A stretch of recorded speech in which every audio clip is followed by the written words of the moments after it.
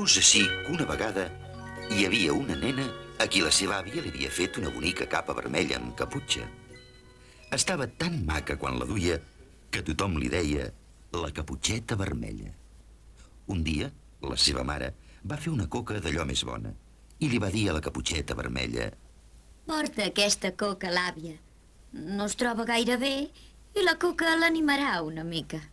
La caputxeta vermella se n'anà molt contenta saltant pel bosc, però sota un arbre molt gros ensopegà amb el llop. Al llop li hauria agradat menjar-se la caputxeta vermella allà mateix, però no es va atrevir a fer-ho perquè hi havia uns llenyataires treballant molt a la vora. Aleshores va preguntar-li a on anava. Vaig a portar una coca a la meva àvia. Que viu molt lluny, la teva àvia. Viu a l'altra banda del bosc, a prop del molí. El llop va pensar què faria i digué: Jo no vaig per aquest camí. A reveure. I el llop marxà corrent entremig dels arbres. La caputxeta vermella continuà caminant tot entretenint-se recollint castanyes i fent un ram de flors.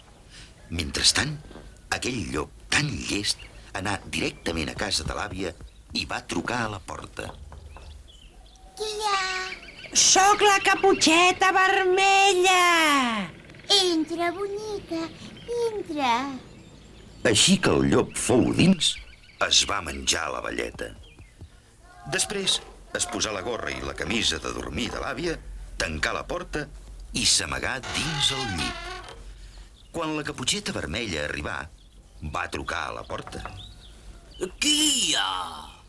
L'àvia deu estar molt constipada. Té la veu molt ronca. Sóc jo, la caputxeta vermella, que et porto una coca molt bona que t'ha fet la mare. Entra, bonica, entra. Quan la caputxeta va entrar, el llop s'amagà sota els llençols i li va dir: Posa la coca sobre la taula i vine a fer-me un petó ben gros. Així que s'acostà al llit, la caputxeta vermella va trobar la seva àvia molt estranya. Àvia, quins braços més grans tens! Som per abraçar-te millor, nena. Àvia, quines orelles més grosses que tens! Som per sentir-te millor, xata. Àvia, quins ulls més grans que tens! Som per veure't millor, filleta. Àvia, quines dents més grans que tens! Som per menjar-te millor, estimada. I el llop va saltar del llit llançant-se sobre la caputxeta per menjar-se-la. Sortosament, un caçador passava per allà i en va sentir el terrabastall. Va entrar i salvar la caputxeta vermella. Després va matar el llop i l'obrir de dalt a baix i l'àvia sortí de dins la panxa. Tots sigueren feliços.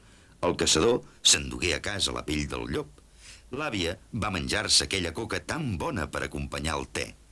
La caputxeta vermella va prometre que aniria més de compte quan passegés pel bosc i que mai més tornaria a parlar amb un llop.